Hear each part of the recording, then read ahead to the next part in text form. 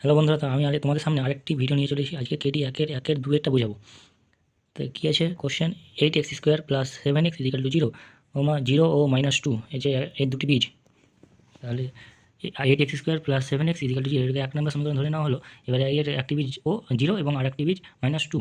এবার এক নম্বর সমীকরণে যদি বামপক্ষে x এর মান, মানে এই বামপক্ষে যদি x এর মান 0 বসিয়ে পাই, তাহলে কী হচ্ছে দেখো, 8x² প্লাস 7x, x এর জায়গায় 0 বসালাম, 8 0² প্লাস 7 ইন্টু 0। এবার 8 এর সঙ্গে যারই গুণ করবো সেটা 0 হবে, প্লাস 7 এর সঙ্গে 0 গুণ করলে 0 হয়, 0 প্লাস 0 সমান 0। আবার দু নম্বর সমীকরণে যদি বামপক্ষে x এর মান -2 বসিয়ে পাই, তাহলে কী হচ্ছে দেখো, 8 ইন্টু x এর জায়গায় -2 তার whole square plus 7x into এক্সের জায়গায় -2, তাহলে দুই মাইনাসের স্কোয়ার মানে প্লাস, প্লাস প্লাস, আর 2 এর স্কোয়ার মানে 4, আর প্লাস করতে প্লাস, এই মাইনাসে এই প্লাসে মাইনাস, 7 2 14। এবার 4 32 - 14, 32 - 14 সমান হচ্ছে 18। এবার এখানে 8x² প্লাস 7x দীঘা সমীকরণ 0 একটি বীজ হবে, কারণ জিরোর মান বসিয়ে দেখো 0 এসেছে, মানে 0 একটি বীজ হবে, কিন্তু -2 বীজ হবে না। এটাই হবে আমাদের উত্তর।